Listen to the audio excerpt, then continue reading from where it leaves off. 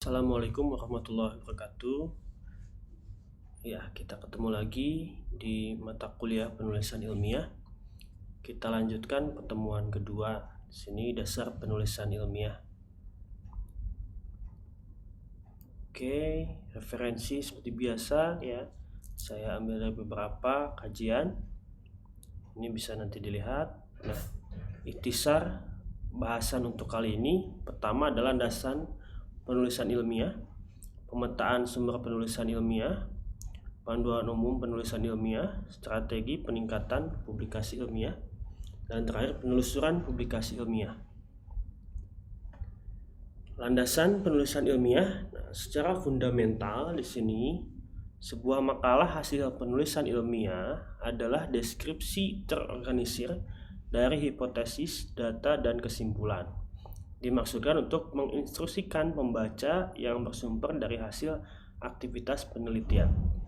Nah, berarti di sini tidak sembarangan data saja, namun hasil dari sebuah hipotesa ya, data dan hasil pengujian, maka kemudian disimpulkan. Ya. Kemudian ditulis pada sebuah artikel ilmiah. Nah, ini PR kita yang bagaimana cara penulisannya ya. Nah, landasannya berangkat dari adanya masalah penelitian. Jadi yang mungkin sudah diketahui metode pemecahannya, tapi belum diketahui metode pemecahan yang lebih baik. Jadi tidak selalu hal baru. Ya, di sini ditekankan bahwa mungkin saja sudah ada yang menyelesaikan permasalahan. Contoh sederhananya, misalkan kita tahu semua sedotan ya, sedotan digunakan untuk minum, misalkan memindahkan air dari gelas ke dalam mulut sedotannya itu dalam posisi duduk. Bagaimana kalau orang sakit dengan posisi tidur? Apakah sedotan bisa digunakan? Nah, maka muncullah ya penelitian dari masalah tersebut ya. Bagaimana kalau sedotannya dibikin melingkar ya, seperti itu, fleksibel, sehingga orang yang minum itu ya, orang yang tidur bisa minum juga pakai sedotan gitu, orang yang sakit misalkan. Nah, sehingga di sini sudah ada metode pemecahannya, namun belum diketahui apakah sudah efektif, apakah itu yang terbaik gitu ya, atau barangkali airnya dari atas jadi ke bawah gitu ya, kita nggak tahu. Itu perlu dikaji secara ilmiah. Nah, sehingga di sini ada yang dinamakan research ya secara English ya, dan researcher secara Perancis ya. Jadi sama ya, itu kembali, to search, mencari. Berarti kita cari kembali metode sedotan yang paling optimal, yang paling baik itu seperti apa.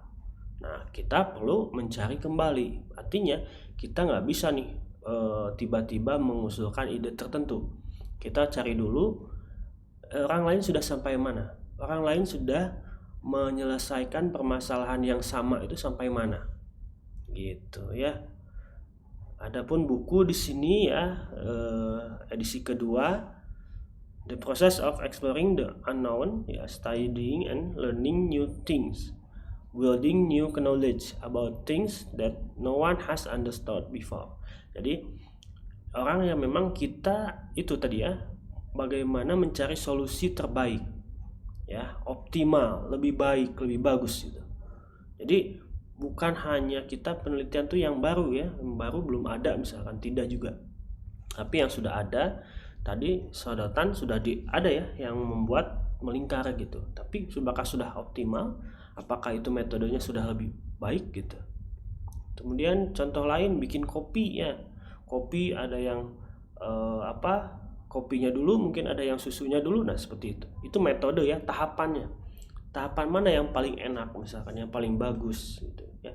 Itulah adanya research ya, pencarian kembali. Nah, jadi perlunya penelitian untuk menerima pengakuan atau legitimasi terhadap ide-ide yang dan hasil yang telah dilakukan ya, untuk memberikan catatan penelitian yang dapat ditambahkan tadi ya. Ternyata melingkar itu tidak fleksibel, berarti kan perlu dibuat fleksibel juga misalkan ya. Berarti ada lagi penelitian selanjutnya ya, untuk menarik minat orang lain agar terjun ke bidang penelitiannya. Nah, ini juga sama, tergantung bidangnya, siapa bidangnya, bagian apa, bagian IT kah, atau tadi ya di sedotan bagian kajian-kajian yang memang terkait gitu. Kemudian untuk menerima umpan balik dari ahli lain terhadap hasil dan ide-idenya. Ini juga sama. Jadi sebagai seorang saintis ya, ide-ide tersebut nanti akan direview, dikasih masukan. Oh, ini cocoknya pakai algoritma A, algoritma B. Bagaimana kalau dengan algoritma C gitu. Itu menjadi masukan-masukan. Hal penting lain apa? Karena kredibilitas dan reputasi seorang ilmuwan ditentukan terutama oleh kemampuannya untuk berkomunikasi secara efektif melalui karya tulisan. Jadi kalau hanya cuap-cuap itu ya, jadi tidak ada buktinya gitu. Nah, bukti yang paling otentik ya dan ada hasilnya itu ya, bisa diakui, itu adalah karya tulisan. Jadi kalau kita sebagai ilmuwan, kita harus nulis sebenarnya ya. Kemudian hal lain di sini, penelitian dilakukan karena ada masalah penelitian. Nah, di mana masalah penelitian muncul karena latar belakang. Nah, tadi ya, sedotan oke, itu udah oke ya. Kalau posisinya duduk, ternyata ada yang sakit, gimana nih mau minum pakai sedotan susah gitu. Ya, ternyata sudah pakai ada yang melingkarnya ya. Seperti itu. Penelitian dilakukan secara terencana, sistematis, berulang-ulang dan terukur.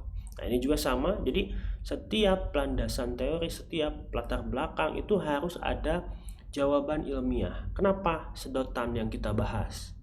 Kenapa gitu ya, algoritma itu yang kita ambil, yang kita gunakan. Itu harus ada berdasarkan kajian siapa, tahun berapa ya. Algoritma itu mampu apa-apa. Itu harus ada jawaban ilmiah seperti itu. Ya. Sehingga nggak berbicara kosong ya, berbicara artinya ngawang-ngawang gitu ya.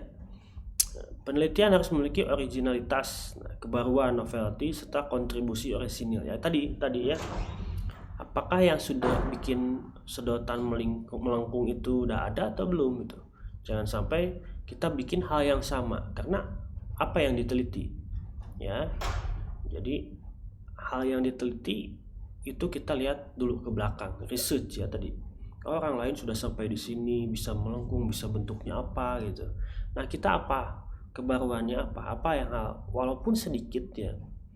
Misalkan ada apalagi ya, hal-hal sepele lah, kecil apapun itu ya, tapi itu menjadi lebih baik, menjadikan lebih baik. Itulah yang disebut originalitas atau novelty-nya, kebaruannya. Itu kontribusi kita penelitian terhadap pengetahuan ya. Jadi mengungkap fakta-fakta baru bahwa kalau misalkan tadi pakai lengkungan tersebut ternyata efektif.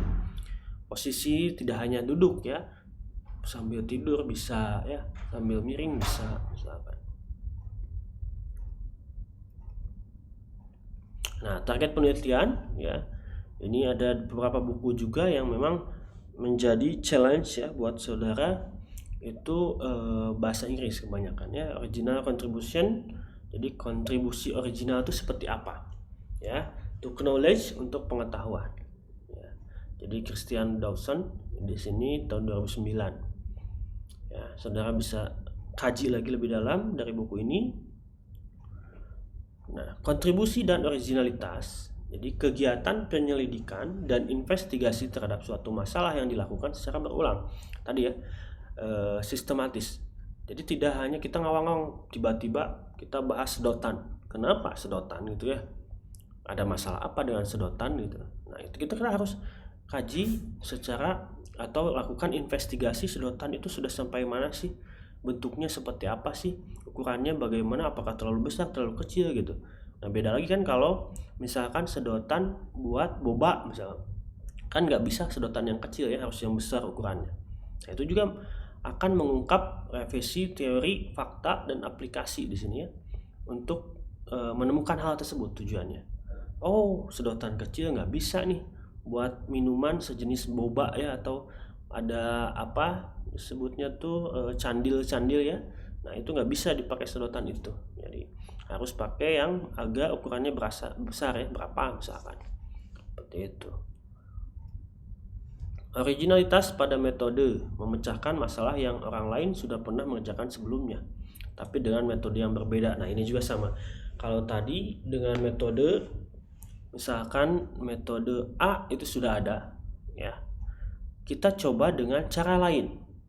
Ya kalau bikin kopi tadi dituangkan kopinya dulu atau susunya dulu, di grinder dulu kopinya, atau langsung misalkan dicampurkan. Nah seperti apa itu metode kan ya, metode itu tahapan langkahnya. Model penelitian yang kontribusi ada pada metode improvement. Nah, jadi biasanya kalau misalkan kita mau bikin kopi green tea gitu, atau kopi coklatos gitu, coklat kopi ya, apakah itu kopinya langsung dicampur atau kopinya diakhirkan atau coklatnya diakhirkan. Nah itu jadi nanti cita rasa yang paling enaknya apa.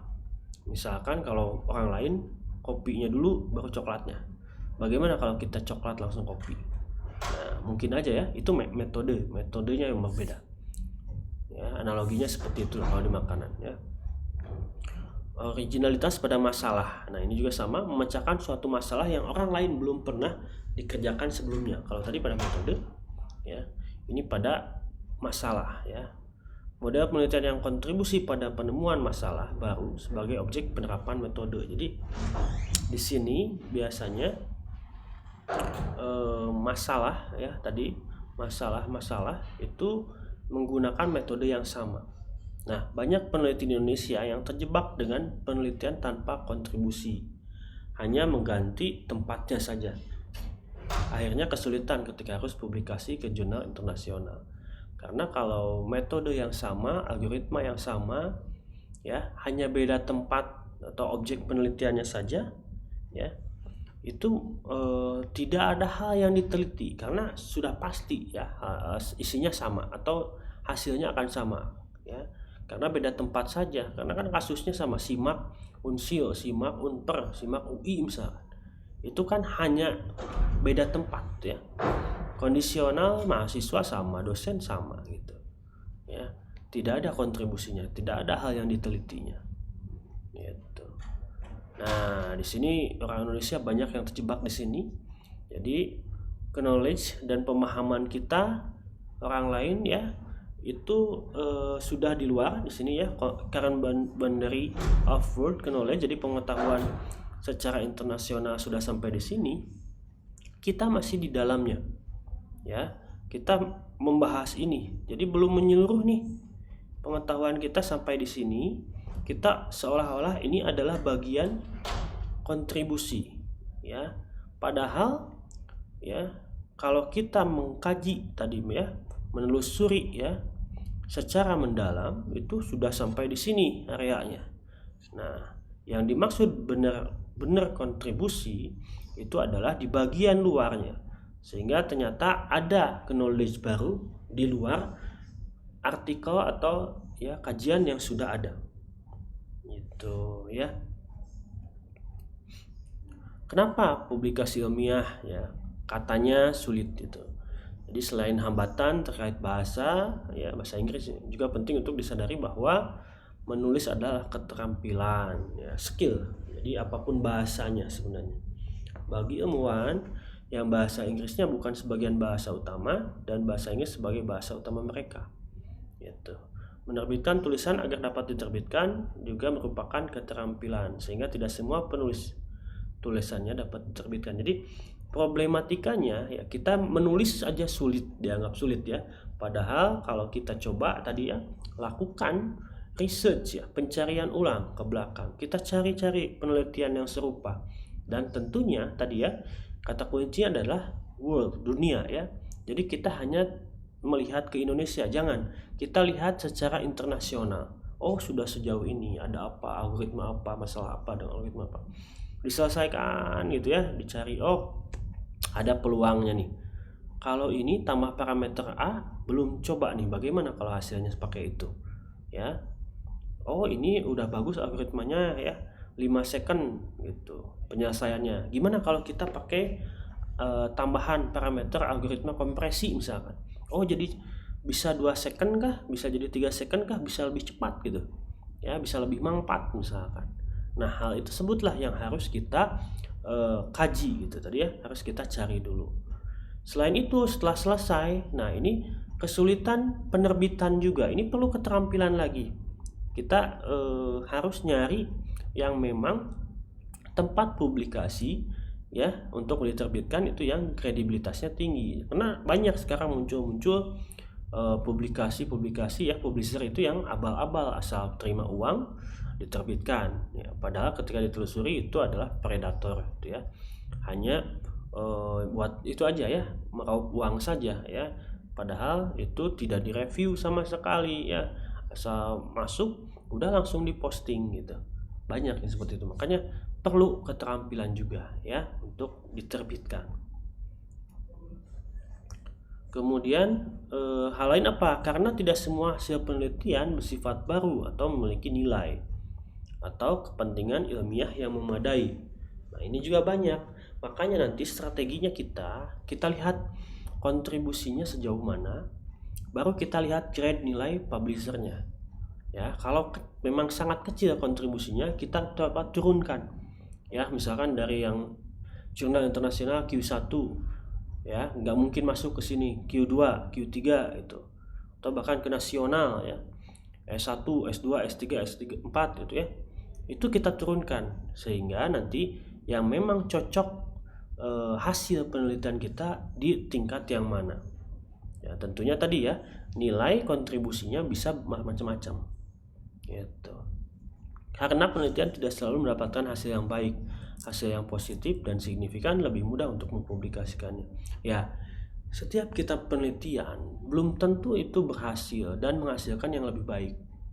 Ya, kalau nanti saudara mencoba hasil uji algoritma metode tertentu ternyata kok lebih jelek gitu ya, pasti itu tidak akan dipublikasikan. Ya, pasti kita akan mencari solusi lain dulu. Karena hal positif yang menghasilkan hal positif ya atau lebih baik itu yang akan dipublikasikan. Jadi kalau kegagalan mah tidak ya, kegagalan itu akan kita coba ulang lagi. Oh, algoritma saya ganti judul, ganti telaah penelitian lain gitu. Ya, jurnal ilmiah memiliki persyaratan tertentu yang mungkin sulit untuk dipenuhinya. Misalkan ada keinginan pasar audiens, Nature ya, lebih menentukan dari referensinya. Jadi persyaratan tadi ya publisher jurnal itu macam-macam. Ada yang memang ini dari referensinya dari mana nih, dilihat juga ini abal-abal nggak nih referensinya, dari conference kah, dari jurnal yang mana nih, itu ada sampai sejauh itu. Contoh di Nature editor ini ya, jurnal Nature nih, wah ini nomor 1 lah ya, itu dia melihat referensinya dari mana. Kalau saja referensi ada bahasa Indonesia, wah apalagi ya udah coret. Bahasa Inggris pun dia pilih-pilih dari mana sumbernya gitu ya, referensinya. Nah, pemetaan sumber di sini riset, ada output ya, outcome luarannya, baru impactnya seperti apa. Good research lead to good impact ya. Jadi penelitian baik pasti akan menghasilkan impact yang bagus ya. Karena tadi penggaliannya, dan kita harus honor system diterapkan ya, sistem kejujuran lah. Kita seolah-olah bilang nge-review ya bahwa sedotan yang melengkung belum ada misalkan ya, seperti apa, padahal sudah ada ya, nggak boleh gitu. Jadi good research lead to good impact ya, tolong dipastikan itu. Nah, proposal penelitian ada TA, tesis disertasi, ada naskah publikasi. Ini strukturnya agak sedikit berbeda, tapi kontennya kurang lebih sama. Ya, proposal penelitian ini hanya baru sampai metode saja, karena kita harus mengusulkan dulu ya bahwa hipotesa kita tadi ya sedotan butuh ada bentuk baru agar bisa lebih efektif, misalkan ya dengan metode apa. Nah, kita propose ya, kita masukkan. Kalau TA itu penyajiannya secara menyeluruh ya, hasil gitu sampai dikerjakan lah disertasi semua. naskah publikasi ini lebih ringkas dari TA tesis disertasi ya. Jadi persantunan daftar pustaka ini kurang lebih sama lah strukturnya ya, esensinya sama, tapi tadi ya ada bagian-bagian tertentu yang memang diringkas ya. Kalau di proposal baru sampai metode belum dikerjakan ya, TA tesis sudah lengkap gitu. Pemetaan sumber penulisan ilmiah selanjutnya jangan sekedar menambah hasil ya, pembahasan simpulan ya pada proposal ya. Karena ya itu ya perlu ada kajian lagi biasanya ya. Dari proposal yang sudah kita susun, biasanya ketika tadi ya kita coba ada kegagalan, kita harus research kembali, kita harus coba kembali ya. Jadi tidak sekedar menambahkan hasil pembahasan dan simpulan ya. Jangan membonsai tesis. Nah, itu membonsai ya, potong pangkas-pangkas. Jadi yang tadinya ini mau besar itu ya, kita pangkas-pangkas kecil ya, karena ini susah misalkan kita batasi ya, janganlah. Jadi makanya hipotesa kita di proposal awal itu harus benar-benar matang ya. Walaupun ujung-ujungnya kalau sebatas TA sih bisa aja ya, oh ini Pak saya sudah terlalu sulit nih menemukan hal ini ya, kita batasi sampai di mana ranah skripsinya gitu ya. Tapi di tesis atau disertasi ini jangan ya. Mulailah dengan menulis simpulan. Nah, kesimpulan akhirnya bagaimana ya. Jadi nanti ditemukan benang merahnya dari hasil pengujian. Oh ternyata sedotan seperti ini perlu ada ukuran yang fleksibel misalkan ya. Jadi ketika ada makanan boba itu juga bisa membesar otomatis misalkan gitu ya. Seperti itu. Benang merahnya naskah yang disiapkan oleh penulis adalah simpulan ke tujuan penelitian. Nah, kita lihat lagi apakah kesimpulan yang kita buat sudah sesuai dengan tujuan penelitian kita ya. Jangan sampai tujuannya kemana, hasil kesimpulannya kemana, nggak nyambung ya. Memahami sikap dan alur kerja mitra bestari reviewer. Nah ini juga sama ya. Kalau kita mau terbitkan, pastikan lihat reviewernya juga ya, itu ke arah mana sih pengennya, itu aturan jurnalnya bagaimana ya. Benang merah di sini penelaah naskah bagi mitra bestari adalah tujuan dan state of the art kesimpulan.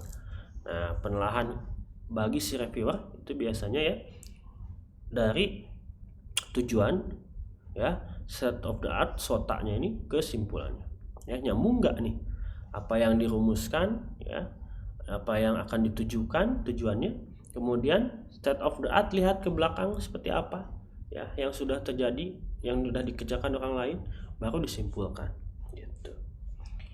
Kemudian yang terakhir, taati petunjuk bagi penulis, guide for author. Ini untuk penerbitan nantinya ya, harus ada bab apa saja. Biasanya tiap jurnal akan berbeda. Kalau bab 1 harus pendahuluan, bab 2 harus related work atau landasan teori, ada yang tidak ya, macam-macam.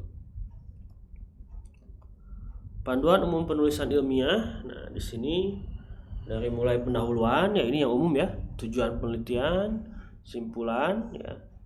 Kita lihat hasilnya, terus metode-metode, validitas, reproduksibilitas ya, acuan, standar, teruji ya.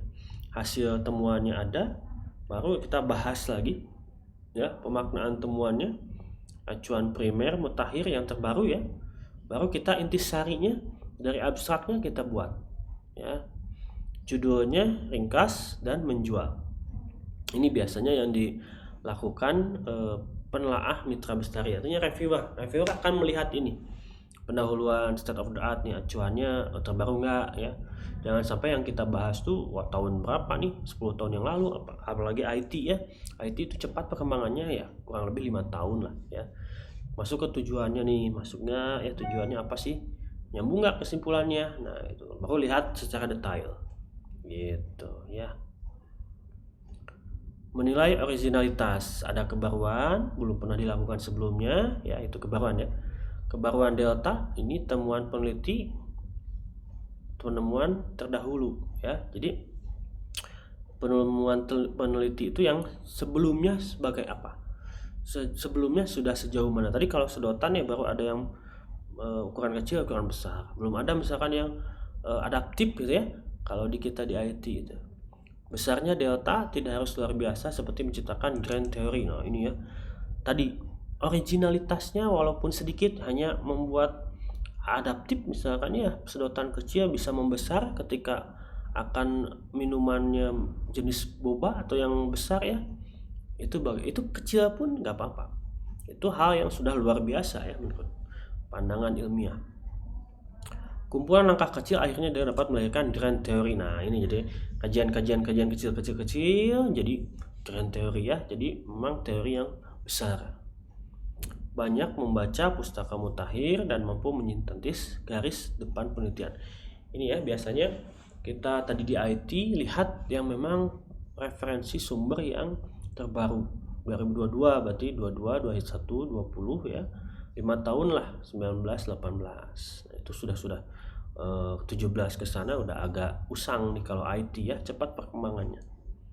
Rumuskan masalah yang akan diselesaikan. Jadi rumusan masalahnya apa sih sebenarnya tadi ya?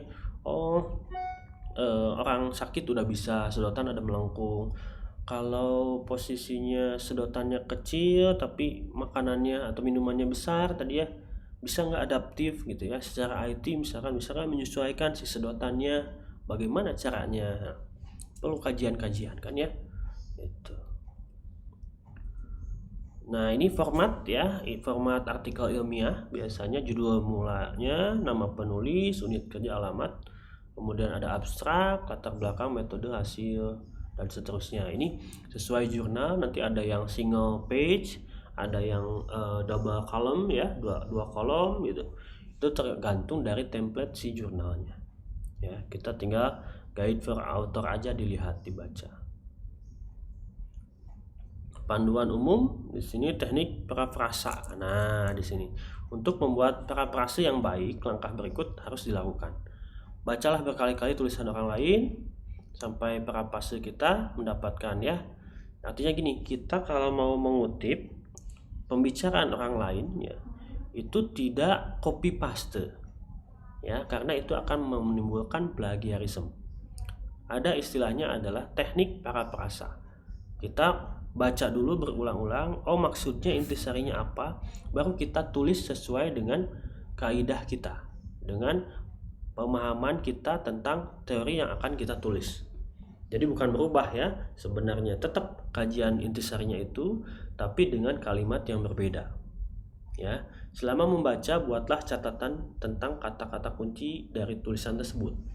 Ya, biasanya tentang apa nih? Artificial intelligence, ada apa nih, machine learning, ada deep learning, ada apa lagi, keyword-keywordnya kita catatkan ya. Kemudian tutup buku tersebut, jauhkan dari sisi kita.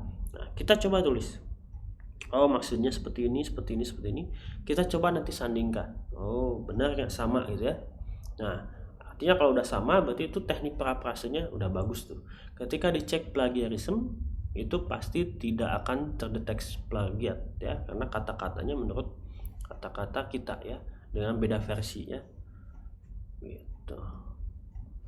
Model kebahasaan idealnya menulis artikel langsung dalam bahasa Inggris ya, jika target internasional, tapi saya juga dalam bahasa Indonesia dulu lah ya. Kita coba, kalau kalimat bahasa Indonesianya sudah baik dan benar, biasanya kita translate pakai Google Translate pun itu bagus ya. Si Google sudah bagus asal SPOK-nya sudah baik ya. Jika tidak mampu, gunakan alih bahasa tanpa mengubah makna atau ide aslinya ya. Proses alih bahasa didasarkan pada prinsip komunikasi, memahami mana yang dimaksud dalam teks bahasa Indonesia ya, menggunakan makna tersebut dalam bahasa Inggris sehingga penutur asli dapat memahaminya sesuai dengan yang dimaksud. Karena kalau translate kasar ya, apalagi susunan bahasa Indonesianya jelek, itu biasanya jadi berubah ya maknanya gitu. Jadi perlu menguasai cara-cara pengungkapan makna yang lazim dalam jurnal berbahasa internasional. Kalau kita minta tolong pun ya ke orang bahasa Inggris, itu akan berbeda dengan Inggris teknik, karena secara teknikal Inggris itu ya berbeda ya, ada istilah-istilah teknik gitu ya. Jadi alih bahasa pun itu harus memahami bahasa Inggris dalam teknik itu seperti apa gitu ya. Nah, sahabat baik penulis, sudahkah dimiliki? Di sini ada buku Thesaurus ya, bahasa Indonesia dari Pusat Bahasa atau Kamus. Ini wajib punya nih ya, Pusat Bahasa. Jadi buku yang baik untuk penulisan ya. Ini belajar ini ya. Dicoba di sini, dicari juga di perpus. Kalau nggak salah sekarang lagi ada penambahan referensi buku baru ya. Kemudian ini juga ada ya, ada Oxford Advanced Learning Dictionary, di kamus-kamus ya. Kemudian ini ada Adrian Walworth ya, for writing research paper, Academic Press Bank ya. Ini juga dari Springer ya. Kalau kita kesulitan ya coba dikomunikasikan dengan perpustakaan lah ya. Oke, kita lanjutkan ke strategi peningkatan publikasi ya. Pertama, optimalkan peran KK atau KBK di setiap fakultas ya. Kelompok keahlian kita makanya nih saudara harus sekarang sudah mulai nih, saya sukanya di mana. Saya sukanya di laut, di udara, apakah di darat gitu ya. Saya sukanya misalkan mengkaji data scientist, berarti kan ya. Oh, image itu sih gambar apa sih ya, itu berarti cocok ke data science ya. Saya sukanya misalkan konfigurasi, oh server tersebut kalau dikonfig bagaimana sih, itu berarti ke kalau dikira JKF ya gitu. Setiap dosen diwajibkan membuat payung riset yang bisa diakses oleh mahasiswa. Nah, di kita ini masih belum open ya. Payung riset itu apa sih, kajian-kajian risetnya gitu. Kembangkan pendekatan research based learning dalam pembelajaran di kelas ya. Jadi pembelajaran berbasis penelitian. Nah, ini ya target kita di mata kuliah ini. Kita akan nanti membuat produk ya, di outputkan ke dalam sebuah artikel ilmiah. Kemudian membentuk tim untuk penyelenggaraan pelatih ya penulisan. Kemudian secara rutin dan berjenjang melakukan pelatihan dan coaching klinik. Nah, termasuk saya nih sekarang lagi di Bandung ya, pelatihan penulisan artikel ilmiah ya untuk internasional. Nanti saya share lagi ilmunya ya. Oke, jadi belajar itu tidak pernah selesai ya. Jadi tetap belajar, sama saya juga sedang belajar. Terapkan secara ketat kesadaran publikasi bagi para peraih hibah penelitian. Nah, ini alhamdulillah ya, untuk saya di tahun ini ada beberapa hibah penelitian yang goal ya, masuk itu secara kancah nasional sudah approve ya, artinya sudah ACC itu. Dan ini menjadi acuan ya untuk saya bisa sharing dengan teman-teman di sini ya, dengan yang lainnya. Terapkan secara ketat kesadaran publikasi bagi mahasiswa. Nah, ini juga sama ya, kita coba. Kalau saya mulai dari mata kuliah saya apa ada tugas akhirnya ya, itu kita harus tulis juga artikel ilmiahnya ya, kita coba. Nah, rasional publikasi ya, kelompok keahlian ya, di sini HKI ada mahasiswa dosen peneliti. Nah, ini tugas akhir, lomba penalaran, riset dosen, workshop internasional, conference, seminar nasional ya. Jadi terbangunnya atmosfer akademik yang inheren ya. Kelompok keahlian ya, KK ya, roadmap KK kalau di kita di sini. Roadmapnya gimana? Nanti mahasiswa dan dosen dan peneliti sambil bersama-sama menghasilkan luaran ya. Bahkan sekarang nanti saya sekarang proses penyusutan paten ya. Di kalau paten ini goal di informatika, ini baru saya nanti yang punya paten. Nah, saya share ke yang lainnya ya, bagaimana untuk menuju hal tersebut gitu. Jadi tidak hanya hak cipta tapi lebih ke paten ya. Publikasi sudah jelas ya. Nah, terus ada sedikit kata-kata di sini. Yakinkan tulisan kita memberi sumbangan. Tadi ya, delta, simpulan bagi hasanah ilmu ya, evaluasi diri naskah, terjagakah kemutahiran peta state of the art permasalahan yang ditangani. Jadi tadi ya, kita harus menjunjung tinggi honor system ya, sistem kejujuran ya, dipastikan sudah ada nggak, benar nggak itu ya penelitian sebelumnya yang mengungkap masalah itu dan diselesaikan seperti apa, kalau ada waktunya secepat apa, ukurannya sebanyak apa gitu, dan kita coba akan perbaiki, akan lebih optimalkan hal tersebut. Ya, unikkah perumusan masalahnya sehingga kegiatan penelitiannya menghasilkan simpulan yang pasti diminati oleh reviewer dan ilmuwan lain. Yaitu biasanya kita cari hal yang memang tren, ya. Kalau ingin diminati, kita misalkan yang tren apa sekarang, data science, artificial intelligence, ya, itu kan lagi hot-hotnya, ya. Kita coba terjun ke sana, cari ya kajian di arah mana nih, kan data science juga banyak ya, image kah, audio kah, ya, video kah, animasi kah, banyak gitu. Terjaminkah originalitasnya? Nah, dipastikan. Kita harus tanya lagi, ini benar nggak nih? Jangan berbohong ya, harus honor system tadi dijunjung. Nah, pernah browsing di sini, di mana sih nyari untuk referensi yang kredibilitasnya tinggi? Nah, bisa di Science Direct ya. Tidak hanya di Google, kita bisa fokus langsung ke portal Science Direct di sini. Jurnal-jurnal yang memang sudah terjamin ya, reviewernya bagus, kredibilitasnya bagus. Nah, di sini jurnal-jurnal bisa kita cari, ada apa aja sih? Kalau di Indonesia ada Sinta juga ya. Untuk Springer juga pernah lihat di sini ya. Ini sama, ini kredibilitasnya juga bagus. Nah, link Springer, search facet ya. Jurnal, ini pencarian aja di sini ya. Tentang jurnal apa gitu. Ya, kemudian ada 10 phone line ini ya. Sama ini Taylor Francis online ini ya, 10 friend.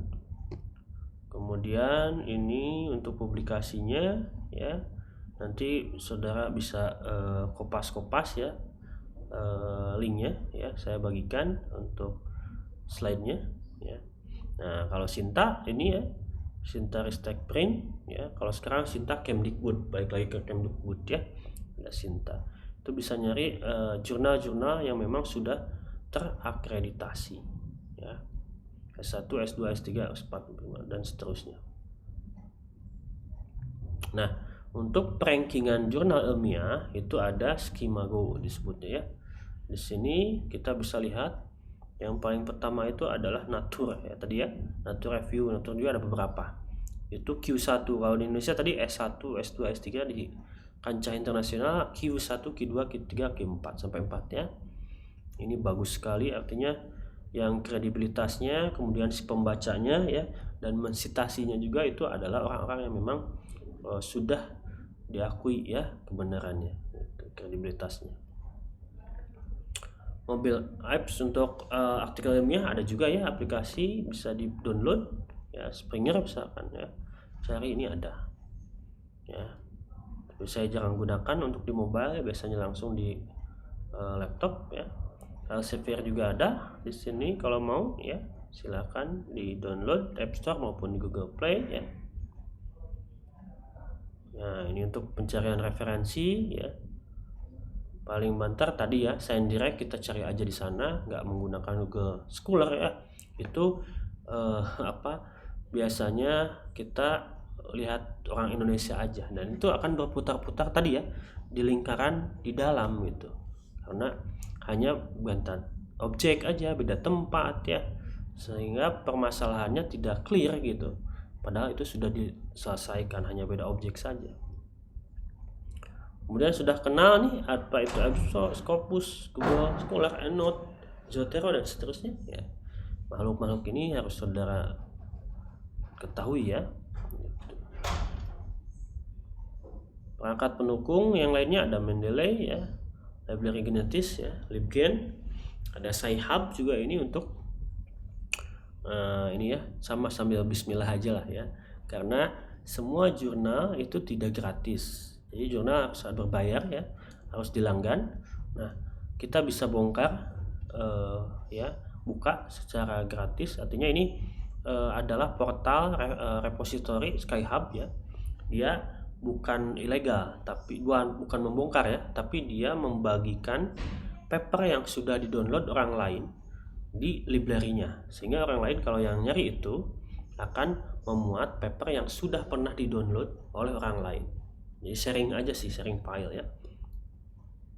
Baik, seperti itu pertemuan kedua, mudah-mudahan bermanfaat ya. Assalamualaikum warahmatullahi wabarakatuh.